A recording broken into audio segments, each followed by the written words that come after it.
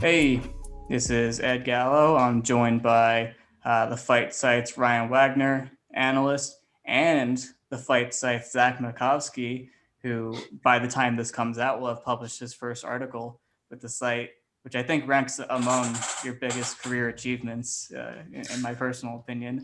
Number Um, one. yeah, but we're also joined by Julio Arce. This is my first time talking to Julio. But yeah, UFC featherweight, but now you are dropping down to bantamweight. I just learned. That's right. Going back down. That's awesome. But Julio is one of our favorite fighters, and I don't know if you know this, but we usually use you as like the measuring stick for like, is a fighter good or not? Like, well, are they as good as Julio Arce? Then if they're not, then they're not good. You're just like the example of what a good fighter looks like to When us. people talk about like light heavyweights, we're always he's all right, but he's no Julio Arce. Yeah. Not even joking. We actually do that.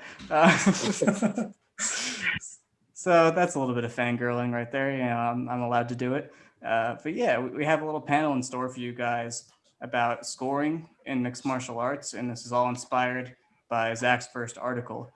Zach, would you like to briefly summarize the contents so they're still going to read it, but that you don't reveal everything?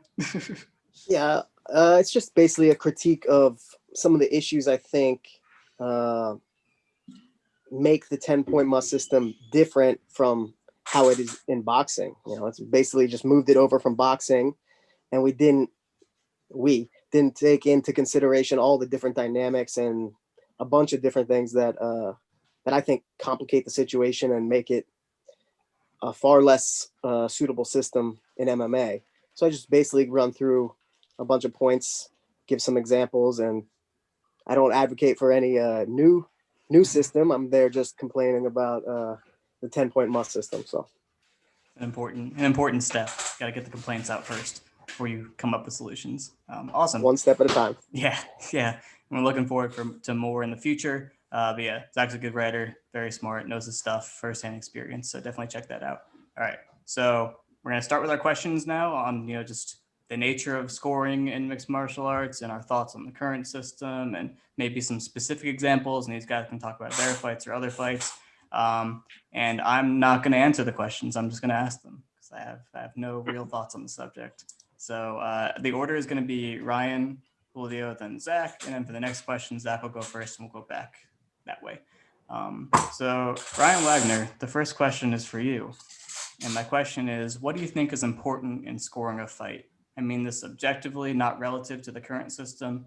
So you can save your complaints for there, but just see if you watch a fight and it goes to a decision, if there's a decision format, what do you think should be considered in scoring it? Yeah, the two most important things for me are obviously impact or damage and attempts to finish the fight. And by attempts to finish the fight, I don't mean like throwing up arm bars from guard where you're not really getting close to a locked in submission.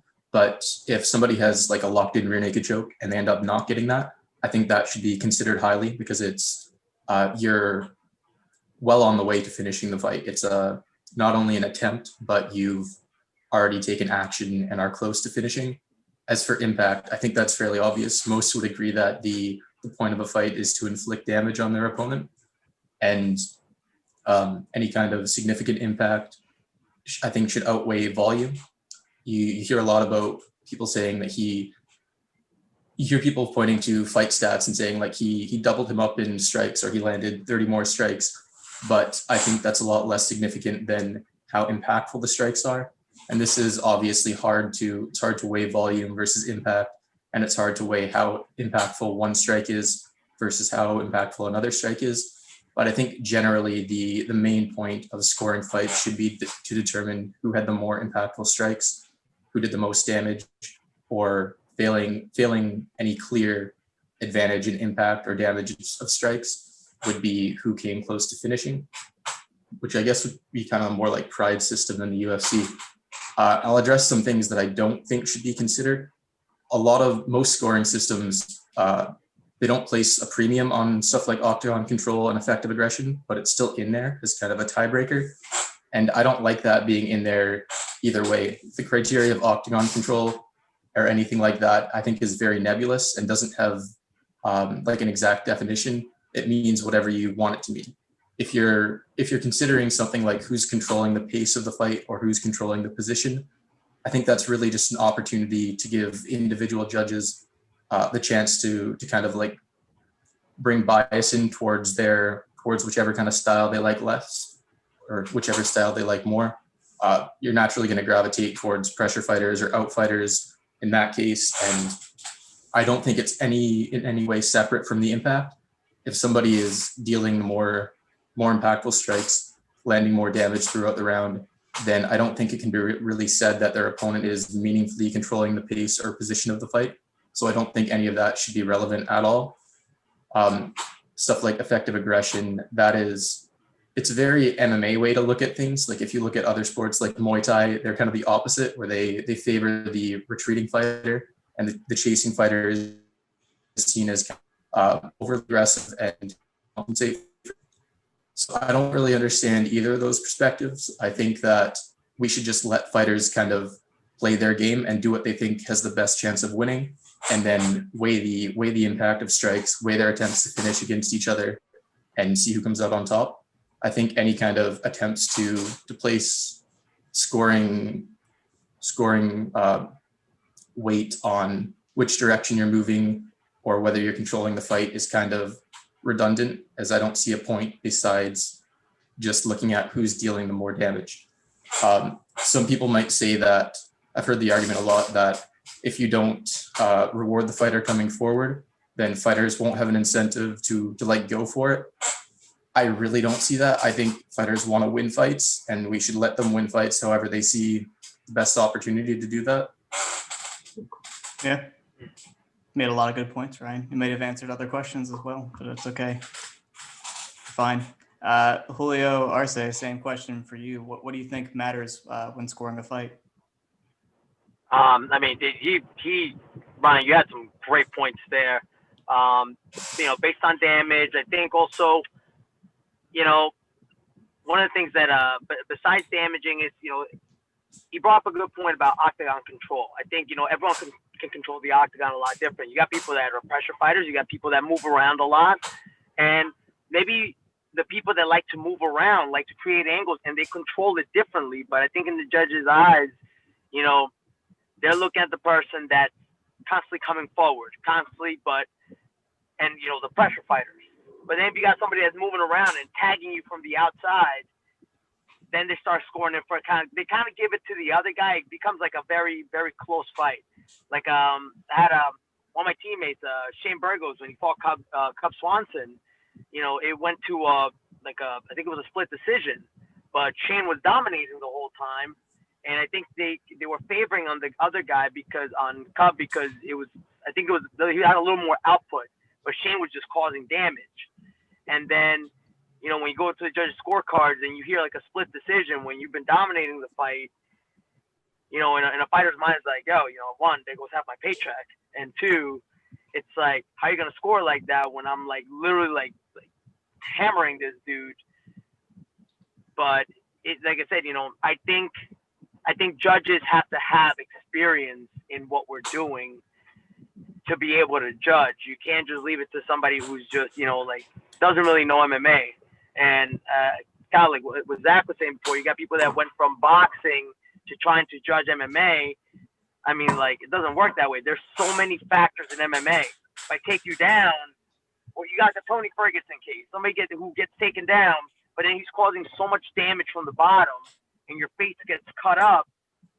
It's like, but then you got judges that might be giving the person who's on top the round because they got a takedown. But if you got a takedown, you're not doing anything, and the guy's just literally hammering you and cutting you up with elbows, it's like, who are you going to give the round to? The guy's on the bottom. Yeah, he got on the bottom. He's got taken down, but the guy's not doing anything with it. You should be giving it to a guy that's really just causing damage on the bottom and just really putting in work. But, look, everyone, I think the judges see things so many differently. Like, I had a fight, one of my fights, I got like a tiny cut here, and I was bleeding, and they kind of based it off that kind of damage, but it was like a 1-1 type of round, and they based it on the first round. The first round, I got dropped in the beginning, but then I took him down, and I was on his back for most of the first round, and I was almost locking a submission. So, you know, it kind of becomes like a toss-up decision in one of those, because like first round it's like whoever, it's like a thin decision. Then second round the other guy had it. Third round I had it, and then if you weren't able to finish me though, and I ended up on your back and controlling most of the round, it's like it becomes like a little tricky one. It's like, okay, who do you give it to there? But I think the judges just need more experience in like MMA training in general, just to understand, you know, like the effectiveness of you know, being in every aspect. So there's just a lot. I just think, you know, the judges should have experience in what we're doing instead of just transitioning from boxing to MMA. For sure. And yeah, it's the Shaman Moraes fight where you were cut and it was super bloody. And I think once they see the blood, they're like, oh, who's making the other one bleed more? And they start getting distracted. So for all we talk about the system and things that should count, you can't account for the judges not even using the system that exists, which they often don't, which is a huge issue. So that's really insightful points there. And Zach, I pose the same question to you: what matters in scoring a fight? But I also wouldn't mind hearing a little bit more about the grappling perspective. You know, because there are long grappling rounds where there's reversals and people spend the same amount of time on top, but they didn't throw a lot of strikes. Like, what do you measure there? So that could be another interesting wrinkle to bring up. Yeah. So first, some of us paper thin skinned pale folk bruise and cut easier. So I don't like to use the blood and physical appearance of damage as like a definitive indicator. But I mean, I think Ryan said it pretty great. I totally agree with his like harder, more impactful shots over general volume. I agree with what he says about positioning in the cage, and you know, the direction you're moving isn't necessarily indicative of you being in control.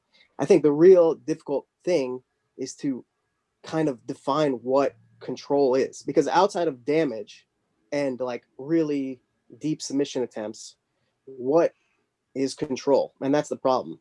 And I think it's clear when you change it from like position in the cage, one guy moving forward, one guy making the other guy change directions, hitting him as he is exiting left or right. Once it starts becoming grappling, you know, the control is usually a little more clear. But as Julio was saying, the judges don't always see, like if I'm holding you down and just clamping your hips, but you are beating me up with elbows and attacking my arm, who's in control here? And I think the main thing is teaching people to see the real nuances and understanding what the control really is. Who's dictating the action in what position? And there's no easy way to do it, you know. And there's always going to be bias. There's always going to be people who favor the forward guy, and like you can try to take it out, but everyone has their natural biases, and that's part of judging under any system. If you have humans judging a fight, that's going to exist. But I think it's really hard to figure out how to train people to understand who's controlling what, because I would say, and I'm biased also, I would say the outfighter who is making the pressure fighter chase him and can't catch him, the outfighter is more in control of that situation. The pressure fighter wants to cut him off. If he can cut him off and isolate him in a section, then he's controlling the action there. You know, so it's just like a really, it's just, you need really educated people watching the fights who really can understand who's dictating, controlling the action. And that's no easy task. For sure. And it doesn't hurt that we have two guys who do really good work off the back foot in this discussion. And usually that's something that judges have a bias toward not seeing at all, counters and work on the back foot and stuff like that. And then when we get into our discussion of fights that we disagree with the decisions on, I hope that Ryan at least brings up some ones where a guy just got destroyed on the back foot, but they were moving forward the whole time, therefore they won. John Jones. But I think I'm ready to move on to our next question. That was awesome, guys. And yeah, this discussion definitely favors the person who goes first, which is why we're going to keep mixing up the order. And Julio, if you'd like, you go first for the third one, just in case people are stealing your ideas, which happens when you have a lot of smart people in the same room. They say the same stuff. So yeah, The next question is the topic of the article, essentially. What are your thoughts on the current 10-point must system, both the point system and like maybe the rounds or the whole structure of a fight, as well as the criteria currently being used to judge MMA, at least in the unified rules? And that's for Zach. Please check out my article, which hopefully will be out by the time this comes out. But Sure. yeah, that was the idea I had to write about, because I think there's several aspects that make it the current system we use, at least in the US and most places, is that first, there's no 10-10 rounds are like actively avoided. Like, you're not supposed to give 10-10 rounds. And that means at some point you're going to be picking, if it's a very close round, you're going to be picking some small, pretty much insignificant difference that could ultimately decide the fight. 10-8 rounds are much more ambiguous. There's no official knockdown, standing 8 count. It's not very clear. The action just keeps going. Sometimes like the other guy's right back up and on the attack again. So like deciding 10-10 and 10-8 rounds is more difficult. There's less rounds, so every little decision you make, like that in that first example, like a 10-10 round, if you're going to not do 10-10 and just pick something insignificant to give a guy a 10-9, that's 1/3 of the scoring of the fight. It's a huge percentage of the overall fight. I don't want to give away my whole article. I could go on for a while about this, but there's a lot of things that directly and indirectly, I think the pay structure in MMA makes the system stupid. I think the longer duration of the rounds, the fewer amount of rounds, the ambiguity around 10-10, 10-8s, all that plays into making it not great. I'll stop there. For sure. Everyone, the article is definitely published at this point. So everyone check out Zach's article for a more, formal version of this discussion, but it's very nice. And there are numbers, but if you're allergic to numbers, it's not anything crazy. It's not like the moral hazard piece with all the economics equations. It's not like that one. So bring your calculator. Yeah, for sure. All right, Julio, what are your thoughts on the current judging system in MMA? Read his article. Read his article. That's all I can really tell you, because like I agree with Zach. I'm like, it's like, if it gets big, they avoid the 10-10 rounds. So it's kind of like a toss-up right now. It's like, I feel like it's sometimes like, what did they remember the last thing that happened in like a round? So it's like, you could have it like pretty much a super close round, and they throw one maybe big shot that even if it doesn't land, it just looks like whoa, that could hurt him. He's like, you know what, we're gonna give that guy the round. It's like, because in their eyes they don't have the experience that the people are in the cage have. So I agree with Zach, and I just go back to read that article. For sure. How about you, Ryan?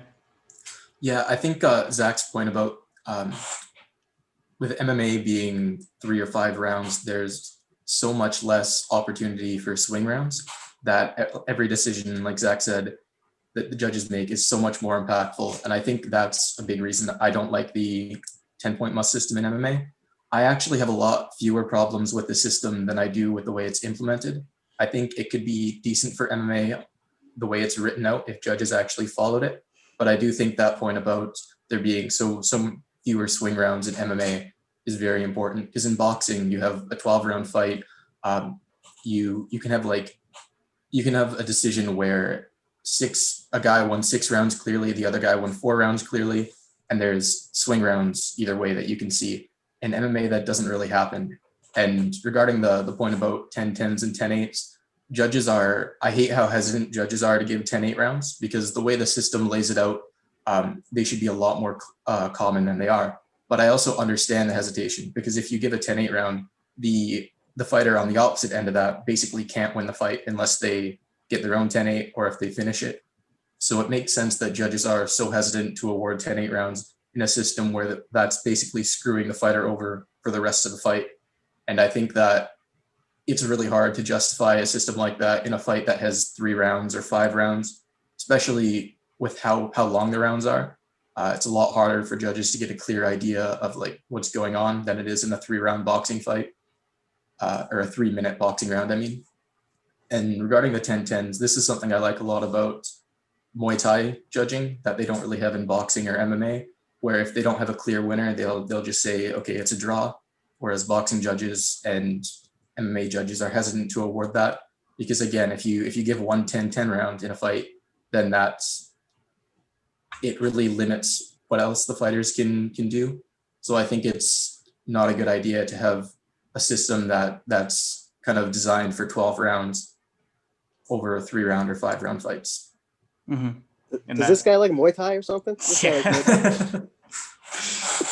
He might watch some fights. I've been trying to get into it. He's sending me stuff for my attention span. He's like, you just watch these 2 rounds and this one, and you'll be all set. It's been working out. But yeah, and that brings up Zach's point earlier about the pay structure. Like, what if they were to award a draw? Would they pay them both the win money? Would they pay neither of them the win money? If it's the UFC, I think they probably wouldn't pay either of them the win the money. So it's just like that opens up a whole can of worms for sure. So there's the system is complex with all the flaws in it. They're matchmaking too. Like, I imagine they wouldn't know what to do if both guys are coming off a draw. Make them fight again. Just keep smashing them together until you have a winner. They like that. But yeah, so this definitely sets us up for a deeper discussion of specific fights. So Julio, if you'd like to go first, and it could be your own fight, it could be other fights, whatever you want to do, but just a fight where you disagree with the decision, and just explain your thought process there and how it applies to the greater discussion. You know what fight really stuck out? You guys remember the Andre Fili fight versus Sadiq Yusuf? Yeah. Yes. That was like a super close fight, and I thought I had Andre Fili winning that fight, and like Andre was like besides putting the pressures and doing the output, I feel like Andre was causing more damage and really putting Sadiq, like, making him just like moving back, tagging him up, scoring the takedowns, and like I don't know what it is, but like maybe as they're bringing up younger, like up and coming, like kids, people have like the star power, just like they look at them as like the next big thing. Is they have them in, so they hold them in like such a, like they're more in favor of them than like the veterans who've been in like in the game just in the game for a longer period of time. And I don't know, it's like that fight just stuck out to me because I thought Andre Fili won that fight, but he got screwed in a decision. And it's like, like, okay, where did the scoring go wrong? Because it's like it was pretty even, but some judges were scoring it like 10-8. You have the one judge that kind of fucks you over, and I would have seen it as a draw, but they gave it to like a unanimous. I think it was a unanimous decision to Sadiq Yusuf. So same thing with with Shane, my teammate Shane, when he fought Cub Swanson. You're literally dominating the guy, but then they go to a split decision. And in your mind, you're like, yo, I got this fight. And then it's like, so-and-so gets they get around. You get around. You're like, how the fuck did that happen when I was dominating the fight the whole time? Like, what are they looking at? And in your mind, you're also like, that's half my pay also. You're kind of like, as you guys were bringing up the point about fight or pay, you got to fight for that other half. So you're in your mind like, fuck, man, I think I might be going home with half my pay after I just dominated this guy. And it starts fucking with your head in a bit, but I think that it just complicated me because you don't know what these judges are really looking at. Like you could be dominating the guy, and all of a sudden you get a split decision, or they have it in favor of the other guy for some reason. And you're like, where did they give this the round to one of these guys? It's like where? It's like you can sit down and rewatch the fight. It's like, where the hell did this judge? Like, what were they looking at that they gave me a 10-8 round? And I think it was also when I fought Dan Ige, my debut in Boston. Like I felt like I was just like controlling the pace the whole time and just like really just bringing it to him. And I think they gave him one of the rounds, and it's kind of just like it just makes you like look in the air like really. It's like I thought it was like I was clear, like it was clear like 10-8, 10-8, 10-8, and they're like, no, 10-9 to the other guy. It's like you just took away one of my rounds. Like, you know, that's just like what are you guys looking at that is really making, you know, like the scoring count? Like what is it? That's where I go back to read his article. You're good at this. Excellent marketing. Plug. Yeah. Let's go to get the plug. Let's go to Zach next, so I can ignore Ryan more. Ooh, pulling the rug out from Ryan. Yeah, he steals all the ideas. He talks too much. All right, I'm probably gonna show my age with these fights here. Here we go. All right. Now I haven't seen this fight in a while, but this is my memory of it. So this is a Rampage versus Machida in the UFC. So I remember basically 2 rounds where Machida's dancing on the outside, throwing little insignificant low kicks. Rampage can't touch him at all. He's trying to chase him, but Machida's dancing around on the outside.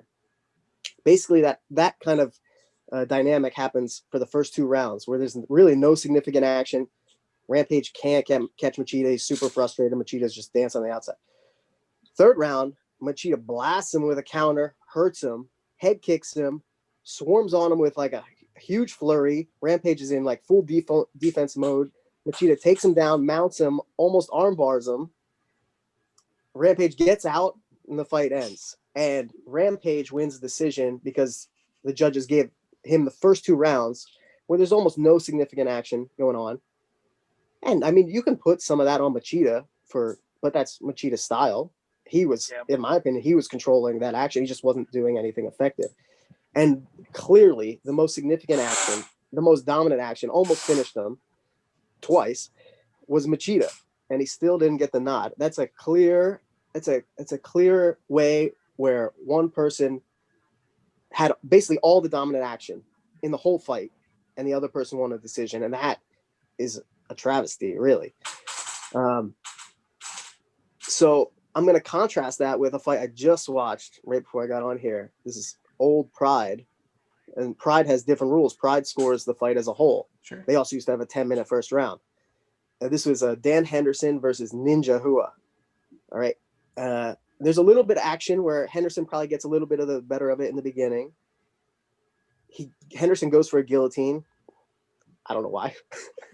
Ninja gets out and is on top, ground and pounding and hit him with knees to the head from side control, but nothing like devastating, but controlling him clearly for like 8.5 minutes of the first 10-minute round. Second round, Ninja gets a takedown. They clinch him almost immediately. Ninja body lock takes him down. Actually, I think it was a Metzger off a knee. Boom. And Ninja's on top the whole second round. Again, controlling some little ground and pound, is landing shots, but nothing devastating. So that's 15 minutes banked for Ninja. Henderson comes out the 3rd round, blasts him with some huge right hands, some huge uppercuts, takes him down, big knees on the ground, big knees as Ninja's trying to get up from the front headlock, hitting him. And the 3rd round ends with Henderson dominating the 3rd round. But he got pretty much dominated for the first 15 minutes of the fight. And they give a split decision to Henderson because they see the fight as a whole. And the most significant damage was done in that last 5-minute block by Henderson. And that is, I think, those 2 fights is a clear, like in the UFC, Ninja would have won that fight. And I think the Rampage Machida fight, Machida would have won it if it was in Pride. But I don't know. Do you think Dan Henderson should have won that fight? Just in what you consider to be valuable? I think so. Gotcha. He was closest to finishing the fight. He finished stronger. Here's a question. Do you think finishing the fight stronger should be more valuable than the beginning? Because it just ends when one guy could be like, if there was another round, this guy would be in big trouble. Right. I don't know. I kind of think maybe a little bit, but I also don't want to wait because we know how long the fight is. I don't want to wait. Right. One section over another section. I don't think that's fair either. Mm-hmm. Yeah, you're measuring a different thing, right? It's like I certainly think Machida should have won that fight against Rampage. The Henderson Ninja fight was, I think, closer, but Henderson did have the most significant action. Right. But I don't think it was as much as what Machida did to Rampage. So I don't know. Am I shooting myself in the foot here on my own point? No, I Why'd think, you I think it works. ask me if Henderson should have won? I was curious. I can take the heat I think off so. of you. When I watched it live, I did think he should have won. When I just rewatched it, I'm like, man, he got controlled for a long time. Yeah. Question: what about the Holly Holm versus Jermaine Durandame fight? I think that was pretty When- clear for Jermaine. Yeah, but Jermaine was hitting her after the bell, and at the same time, Holly Holm was tagged. She was bringing it to her the whole time, and as I said, and then she hit her after the bell a bunch of times. I didn't see no points getting taken away. Holly Holm is controlling. She's literally controlling the entire fight, and they gave it to Jermaine. I think there's definitely an argument that there should have been points taken away. But as far as the judging, for me, I weighed Jermaine was doing most of the effective offense, landing the clean punches. And while Holm was pushing her up against the cage and controlling her, I think the punches were more significant. I definitely agree, though, that the ref could have taken points away. Sure. But that's also kind of like the judges don't really have a say in that as well. That would be the ref. And there was a bunch of stuff going on with the New York Commission, too. Like the ref was saying it's not legal or it's not illegal until the ref breaks it up, which doesn't exist in other commissions. So there was like a whole clusterfuck there. I didn't know that. I don't specifically remember that fight well enough to give an opinion.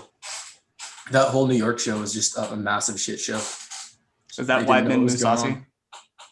What's that? Was that Weidman Musasi the same one with the instant replay? Oh yeah. It might have been, yeah. Oh no, I think that was a different one. No. But yeah, Well, New York, in New York general, shows was in the terrible. UFC have had some problems. Yeah. New York just can't seem to get it together. No, sorry to hear that. Here's Oh. another sidebar. How about Sure. do you think the only reason Chad Mendes wasn't champion because Jose Aldo hit him after the Just the 1-2 bell after in the the bell. second fight? Mm-hmm. Ryan, what do you think?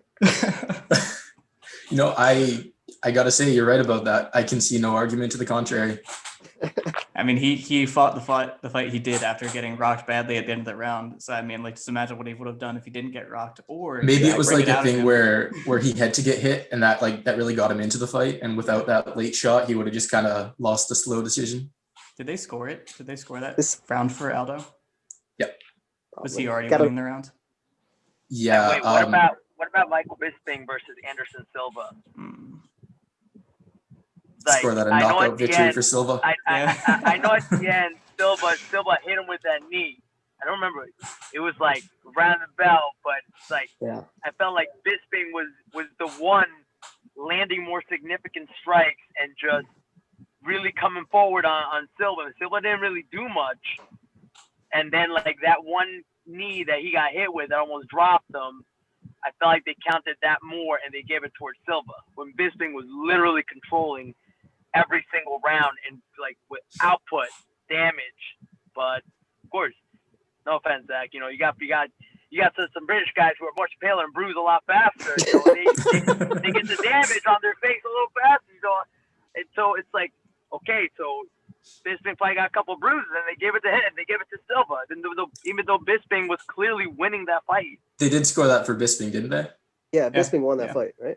Bisping won that fight. I thought Silva won that fight. Bisping won, yeah. Bisping got the decision, I think. I can see how you would think Silva won because he Yeah. pretty much knocked him out. Yeah, multiple times. Like the Derek Brunson fight with Anderson Silva, where Brunson did everything, but Silva made it look like he didn't do anything. So he won that, right? Anderson Silva won that. Yeah, Silva won Yeah, the Brunson fight. That's one where he BS his way to a win. It's pretty funny, actually. Ryan, do you that wanna- ninja Henderson fight. Sorry to keep going No, on you're this. That ninja Henderson fight I just watched at the end of the second round, right at the bell sounds and Ninja is like getting up off of Henderson. The bell sounds and then he soccer kicks him in the face. After the bell, soccer kick. Henderson was like, "What?" And Henderson still came out and put it on him in the third. I'm happy for him. Ninja was awesome. So that means I liked Chad him. Mendes should have been able to do it. Yeah. If he had Aldo soccer kicks, he still- could have done it. Aldo dropped still his victory remains clean. Aldo. Wait, what Fair enough. about Holloway versus Volkanovski too? Ooh, that's a tricky one. Like, I thought Holloway clearly took that second fight. So, you know, like I said, that I feel like that's where it was like, since I'm guessing since Volkanovski was the champ, it's already in favor of the champ. And when it goes to like a decision that close, they kind of favor the champ a little bit more. Yeah, So I think this one goes to Zach's point about where the 10-point must system fails a lot too, because round by round, I scored that for Volkanovski. I gave him 2-5. I can definitely see Max winning 3 of those rounds though. But if I look at the fight as a whole, I have a lot more trouble scoring it for Volkanovski. Obviously, Max did significant damage in the first 2 rounds. He dropped him with a head kick. I think rocked him with an uppercut in one of the other rounds too.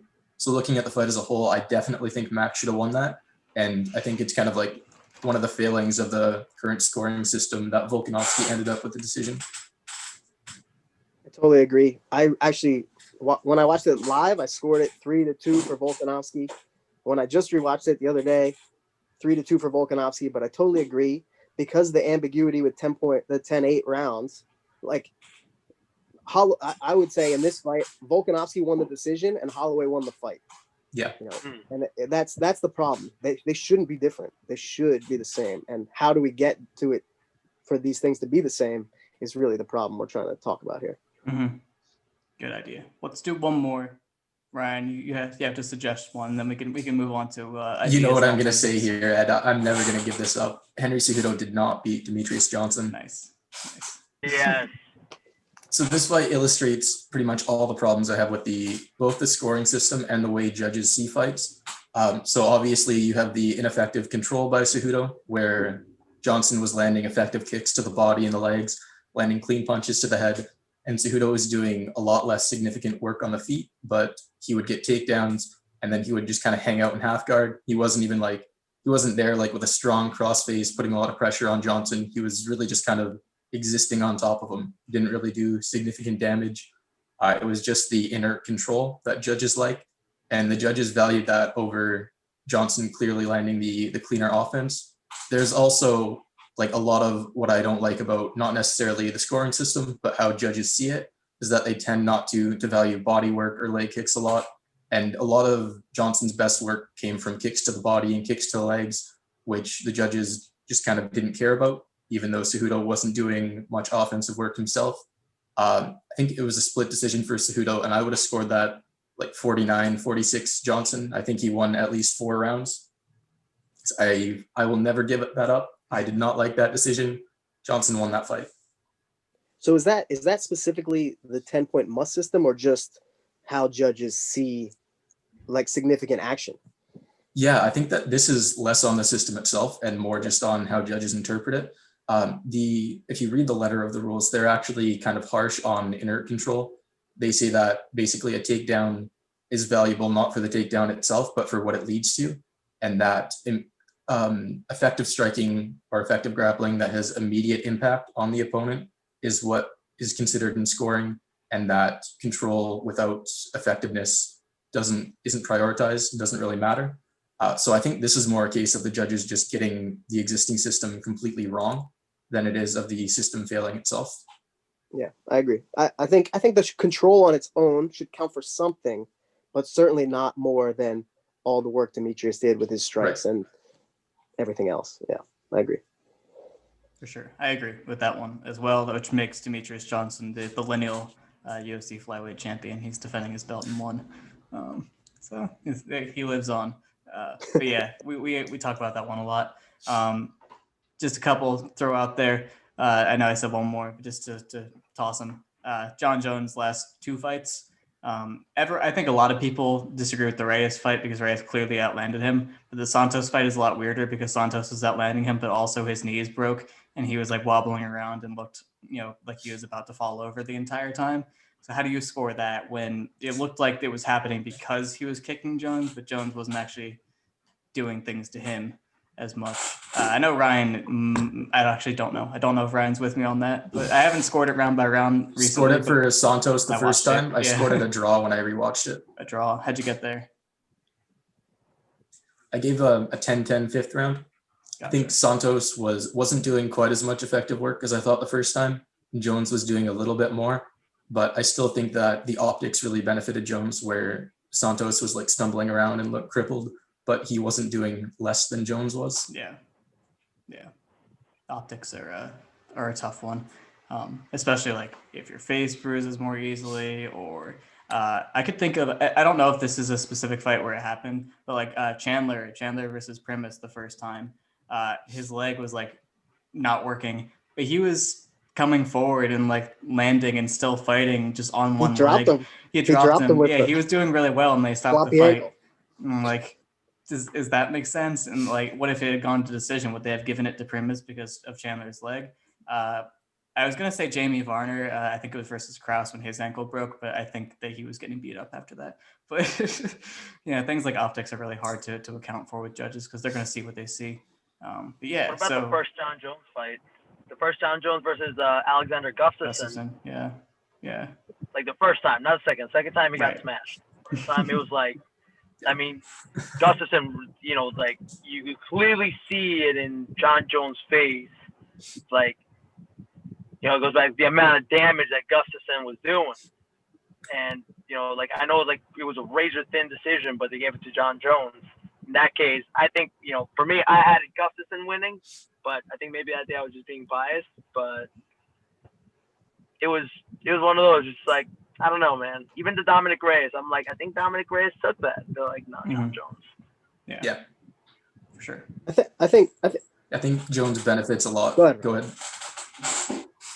I think Jones benefits a lot, both from optics and from the assumption that he's winning is kind of the default.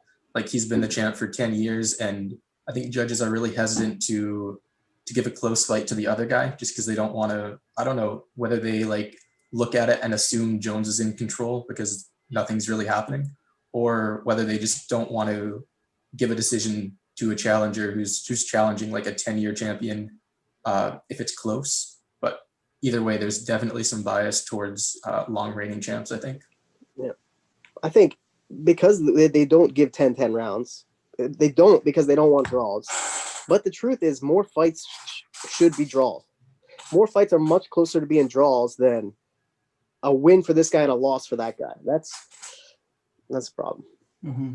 And that's something that Pride did a lot more often. They also had special rules bouts that ended in draws if there's no finish, I believe. I don't know if they continued those later on, but you saw that a lot on people's records early on. But that kind of brings us into what are better alternatives than the 10-point must system in MMA and the current criteria. So the question would be, what are some of your ideas for alternatives? And if you want to talk about Pride scoring and feel like that, go ahead. I have some wacky ideas about like stall calls and other things that enforce more things to happen, which might make it easier to score, but also just might lead to more finishes. Also small cage. Hey, Colin stalling on me. Hate that. I don't want that called. But Ed wants them to fight on wrestling mats and have ring out calls. Yeah, I want step outs. Just make it wrestling, just MMA on a wrestling mat, and I think that'll solve all of our problems. But yeah, who feels very strongly about other ideas and wants to go first? Read Zach's article. I only complain about the current system. I don't get into why other systems will be better. Sure. But I'll say this. This is the pay structure. So after I got released from the UFC and I was negotiating, Ryzen had a different pay structure. I don't know if Pride did this, but Ryzen has a higher flat rate and then no win bonus, but a finish bonus. So it's like 20 to 30% of your flat rate you get as a finish bonus. So if you go for it and go for a finish, you're never risking part of your purse. You can only gain, right? Whereas like if I'm ahead in the fight and I don't want to lose by risk going for a finish, I'll get my win bonus if I don't risk anything. Whereas in this system with the flat rate and the finish bonus, anytime you get a finish, you get this extra 20-30%. You can always go for more and you'll never get punished for it. So it incentivizes going for the finish without protecting the win. You know what I mean? I think that is a better system regardless of how we are scoring fights for the pay structure. Mm-hmm. I like that. I remember how PFL was doing it like they're getting like a salary, and at the same time they're also getting I guess their fight money. Didn't they try like a system like that? I heard that, but I don't know the specifics.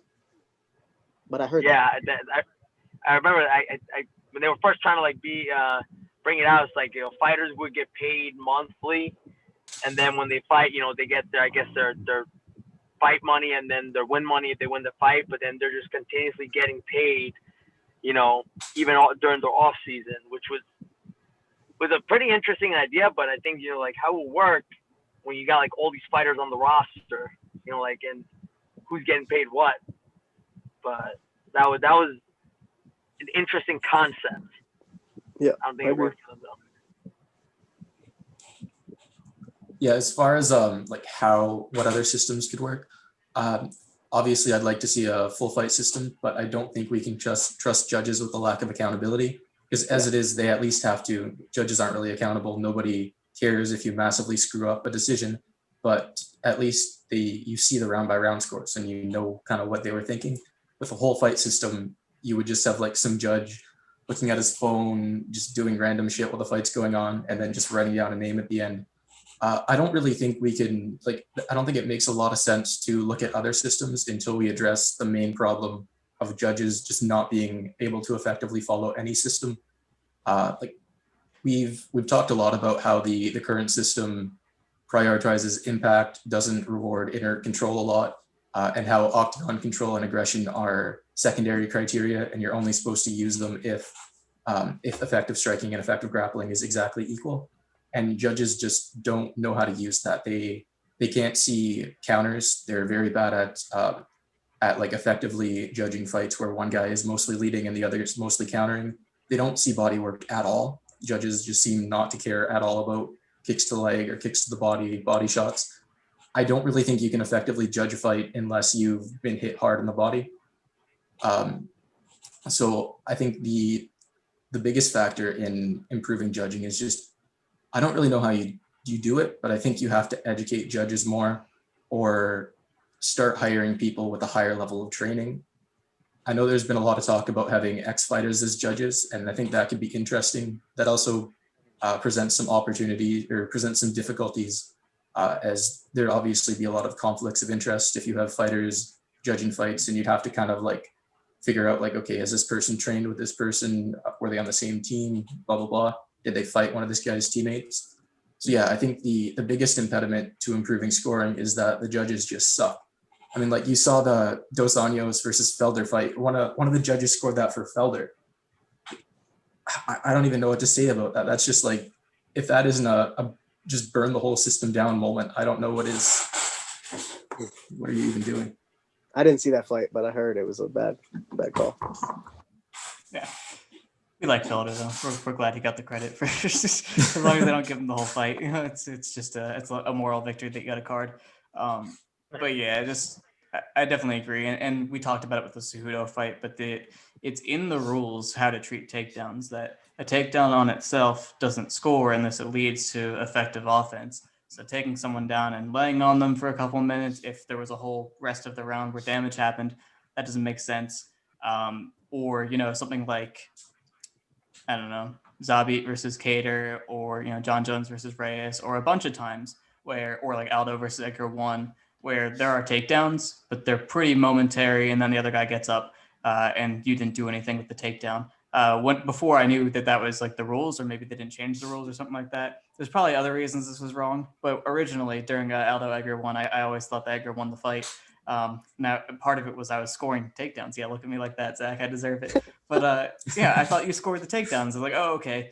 He got points there. And he did get a couple, and they were relatively close rounds. And Joe Rogan was oh, he's making him work, all this volume.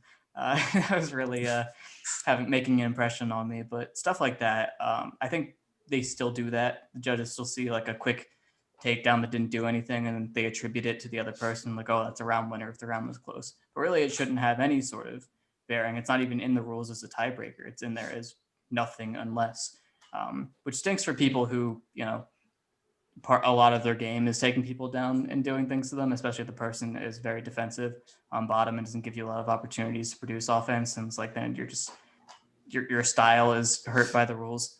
I don't know. It's tough, but I think I agree with the point that just if the judges were better, it wouldn't be much of an issue. But I think just philosophically, I like the judging the whole fight. I like prioritizing how close they came to finishing. I like I like weighing things more towards the end of the fight, because with my whole thing that I want to see is like if this went like to the death essentially, like if it kept going, like well, who would finish the other person? Who would win? Who would survive?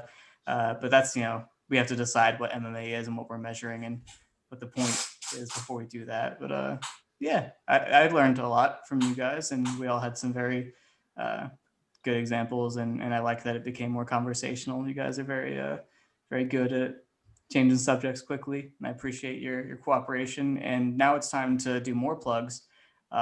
For hold on, I still want to comment on this last question a little bit. Then plugs. Go ahead. So I totally agree with Ryan. I think if you could judge the fight as a whole, that would be ideal. But he's totally right.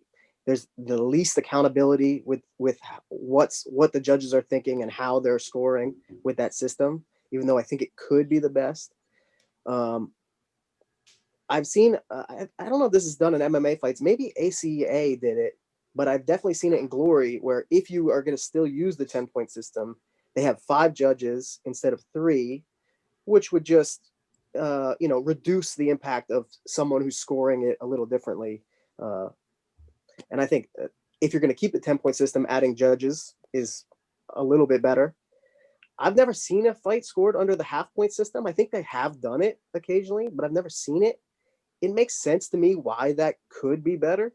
Like in the Rampage Machida example, if you refuse to give 10-10 rounds, you could give 10 to 9.5, 10 to 9.5, and then 10 to 8 or 10 to 9 for Machida in the last one. It would have been a draw, but at least Machida wouldn't have lost. I still think there's a problem with that.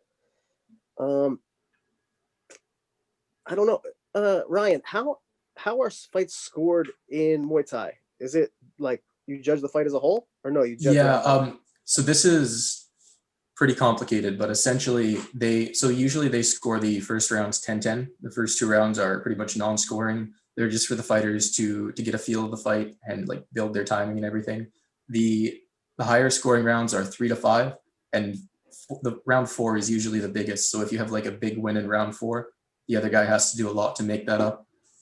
They're essentially scored as a whole. If you have like a big round 4 and the other guy wins 3 or 5, a lot of times they'll just give the fighter that round 4, the 5th round as well, even if he didn't win, just to kind of fudge it to make sense. So it is like practically it's a whole fight scoring system, but they have like lip service to making it round by round. And I think in terms of like scoring the fight as a whole, it works really well in Muay Thai. There's a lot of weird scoring quirks with Muay Thai scoring that a lot of MMA people or Western kickboxing people wouldn't agree with or wouldn't like. But just in terms of like how they deal with weighing the fight, I think Muay Thai handles that really well. They should score punches more though. Yeah. I agree with that. Ryan, how is defense treated in Muay Thai? Like if you make someone miss but you don't counter them, do you get credit for making them miss? Yeah, counters score a lot more high than just defense, but if you have, generally they score based on narrative a lot. So like I mentioned, in Muay Thai, the aggressor is seen as kind of desperate, and the outfighter is seen as composed and in control. So when a guy gets like a clear lead on his opponent, when he scores enough that he thinks he's like, okay, I've got this now, the judges know that I'm ahead, he'll start retreating and forcing the other guy to chase. And at that point, it's up to the guy chasing to score and get that back. And the more exchanges that happen without him getting a clear scoring or like a clear point, the more the lead kind of builds for the other person. So if you can land a couple quick kicks to the body and then dance around a little bit, make the guy miss and pivot around him, it's kind of seen as making him desperate, and the judges are kind of seeing you as composed and in control.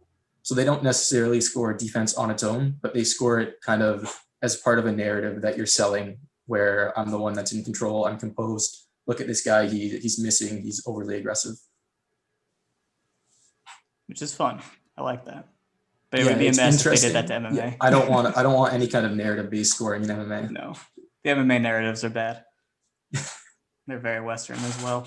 I mean, they kind of already do it, right? We talked about bad decisions. And like they have the opposite, where they see the pressure fighter, the one moving forward, is in control. Yeah. Diego Sanchez and Leonard Garcia have won every fight they've ever been in that went to decision.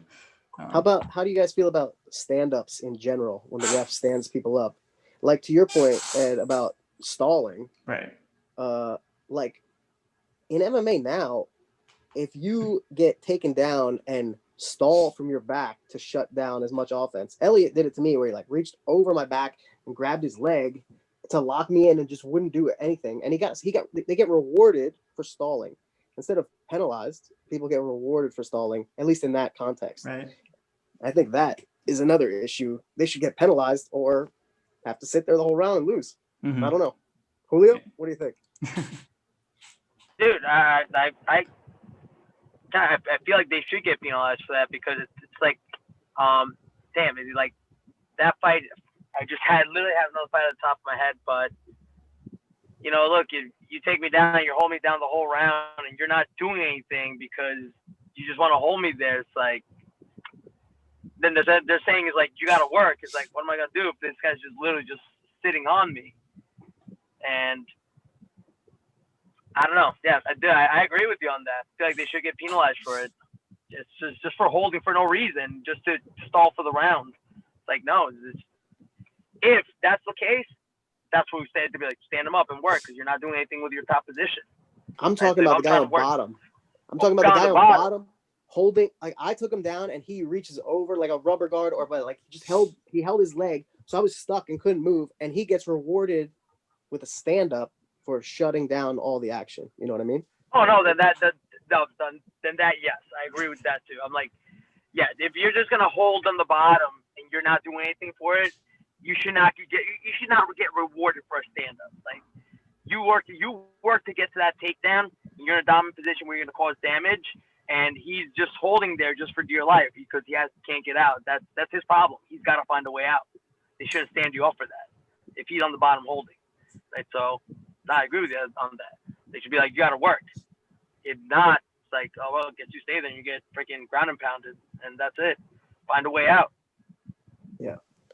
Yeah, I personally don't think there should be stand-ups, but the judges have to know, like I was talking about early, like who is controlling. Like if I take you down and I'm just clamping on your hips and holding you there, and you're like punching me and elbowing me, I shouldn't be the one who has the advantage there. I'm not doing effective action, So it's about understanding the dynamic of the actual action. I don't know, in my opinion. Yeah, I'm kind of with that. I think I'm kind of a purist in that I don't like rules that are only made to make the fight more exciting. I think you should just let fighters win the best that they can. In terms of stalling, it would be tough for a lot of judges, I think, to identify who's the one stalling. Even in like pure wrestling, where it's a lot easier, I still have a lot of moments where I'm like, why are you giving that one the stalling call and not the other one? But I do like the idea of not having stand-ups. I think that would probably go a long way towards making it more exciting as well. Because if you don't have an incentive to stall, then you would be a lot more encouraged to like post your foot on a hip and try to create space. I think something that supports this idea is that you don't really see stalling at the elite level of MMA anyway. If like a guy like Max Holloway gets taken down, he's not clamping on and waiting to stall. He's going to immediately try to create space, get separation, and stand back up. And it's almost something that I think a lot of fighters would be better off trying to do, but now the rules encourage them to grab on and kind of stall. So I do think it would be better if we didn't have stalling or we didn't have stand-ups on the ground. I do kind of like stand-ups on the cage though. So the moments where a guy has like double underhooks and is just standing there for 3 minutes, it's just a personal pet peeve. I can understand not wanting that as well, but God, just watching it. Put it this way. If you're in a street fight and some dude ends up on top of you and his boys have a pair of Timbs on, are you going to stay there and stall, or are you going to wait and let him stomp you out, or are you going to get up right away? You're going to get up right away. So it's like, you can't be like, yeah, I'm just going to hold here and hope the ref stands me up. No, you got to work out, or else your man over there is going to stomp you out with his brand new Timbs. That's pretty much how it is. So, friggin', they should not get rewarded for just stalling on the bottom. If you get taken down, you got to work to get back up. That's on you. Like, if you don't know how to get out, that's kind of your problem. Maybe that's something you got to work. If you're on top and you work to get that takedown, you're on top and you're trying to work, but the guy's just literally doing nothing, no reward for that. Like, freaking work out, man. Keep going. Are shoulder strikes on the ground effective offense? I'm thinking of Clay Guida versus Anthony Pettis specifically. What position was that in? Where Guard. was he? Full He was guard. inside Pettis' guard, Yeah. shoulder striking? Shouldering him. Yeah. Probably not. Hey, man, you gotta think outside the box sometimes, you know. Shit. I don't know. But yeah, I'm sorry I tried to end it earlier because that we wouldn't have gotten that very beautiful analogy. And it reminds me of Kerry Collat said that he learned to get off bottom because his dad, every time like he didn't get off bottom in a match or something, afterward his dad would zap him with a cattle prod. Just, What the hell? yeah, or like in practice at home or anything like that. Yeah, he would be shocking him, giving him electricity, and he's like a child. That's just good. That's just good parenting. That's good parenting. Yeah, he got off bottom. It worked. It's like learning to swim, and you throw them in, they're drowning immediately. Like they're gonna figure it out, or they'll drown. Those are the two options. You decide. Start swimming. So that brings up the point in MMA: should we have shock collars on the fighters? And if they're fighting negatively, do we, do something like that? That was the original UFC, right? They're gonna electrify the cage. Oh God, really? UFC 1, that was one of their ideas. What they were gonna have a moat or an electric cage or both. I don't know why they didn't go with those. I think it was a good idea. You just do a Twitter poll. Should we shock fighter A? Only the ones I don't Yes. like. It's like the Cam Soda event thing. You vote for the ones you want to shock. Do one of those gladiator, like the gladiator, when they take out the tigers, they're surrounding them. They're just fighting in the middle. Getting all those tigers getting freaking mauled. So you got to fight. Scoring would be much easier because no one would survive the fights. So you would always know who won, if they're alive or not. Good. I I'm think glad we we're arrived at ending good on point such a here. serious note. Yes. This is how all Fight Site podcasts go. We try to be serious. You guys ever seen the movie Face Off with Nicolas Cage and John Travolta? No. Of course. You know when they get put into prison and they give them those electric boots, then if they when they start fucking up, they kind of lock the boots so they can't move, like their feet are stuck there. Like you give them a pair of boots, be like, all right, this fight's they're not doing anything. Just freaking lock their boots right there, and just like I just start swinging. Whoever drops first, just have them go at it. Mag boots in the pocket, no space. Yeah. Have you guys seen X-Arm? It's arm wrestling, but you can God. punch and kick. No. James Irvin did it. That's the only person of note that I know that did it, but it's pretty brutal. But yeah, They have their arms both like taped together. in a sleeve attached to the table, so they have to keep the arm on the table and they have to keep their hands clasped, but everything else is free. People are like using the table for submissions. It's pretty crazy, actually. It's One guy did like a trash, flying but it's armbar, interesting. Yeah, where he flying took the armbars. arm that was taped to the other thing and like climbed up the table and just armbarred the other guy to it. Jesus. It's fucking crazy. Yeah. That and like team MMA, or there's I've seen team like obstacle course MMA, like with those platforms and stuff, and people are like getting double legged four or 5 feet off the ground. It's so dangerous. Okay, so those are our proposed changes. What was that, Julio? Just go to. You ever seen those videos of the guys that like they slap each other, like the slap contest? Yeah. And you're like a skinny dude with like tattoos, like trying to slap the big guy. The other guy's like, that's cute. Boom! He's like freaking slow motion, like their palm hitting the sweat line. They're just getting knocked out. Let's just go back to that. It's the first time I've seen someone knocked out by a slap. Is those videos? I didn't know that was possible. So yeah, I think MMA should be, cage beasts released at certain points in the fight, electrify the cage, slapping only attached to a arm wrestling apparatus. I think that's the solution here. We figured it out. Good job, Zach. You have that giant. Is he Russian? The like slap champ dude. Oh, of course he's Russian. He's waiting between rounds. If the round ends, you go back. You have to take one. Each guy has to take one slap and then go back out. Oh, this is just after we published an article about how MMA is predatory because it hurts the fighters with little reward. We're gonna cut this part out. Right? We're gonna electrify them now. No, I think this should stay. This is the best part. Good ideas. Our patrons will love it. They're very sadistic people. So yeah, but yeah, time to promote our guests, not Ryan. So Julio, you dropped down to 135. Do you have a fight lined up? I think you said you did. Yeah, February 6th, and I think it might be in Abu Dhabi. Ooh. And I make my return to 35. So I can't wait for that. Are you allowed to say your opponent, or you don't know? Yeah, is Timur Valiev. Oh, I did Oh, hear yeah, about that, that's cool. actually. I forgot about that. He's tough. He was in a World Series of Fighting. Is that right? Yeah. Yep. There's people that we're familiar with that like Timur Valiev a lot, but we're not going to listen to them. We're going to support Julio Arce. And Zach, you're in the Brave flyweight tournament, and the winner is the champ, right? Is that correct? Yeah. Title tournament. And do you want to explain what happened with your first fight?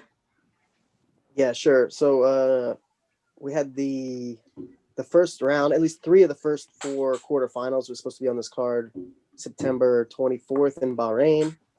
So we flew out there. My opponent got sick and said he couldn't make weight. They were holding like back-to-back events every week at the same location. So I agreed under certain conditions to stay an extra week and just fight him the following week, but he still turned it down. I really don't know why. So they just decided to advance me in the tournament. So I'll be in the semifinals now. I think against the Russian guy I fought back in January and won a close decision against. It'd be a tough rematch. But I don't know when. And I wasn't allowed to get back into Canada to train. And all my gear's there, my car's there. Like I'm stuck in PA with nothing. I haven't done any fight training. I don't know when I'll be able to get back. So I'm trying to plan a training trip somewhere sometime soon. But yeah, no, I don't know. Man, we'll see. You could come down to us. If you can get a car, I got extra gear, bro. I got you. All right, I'll give you a call, man. Yeah, my man, of course. It's good.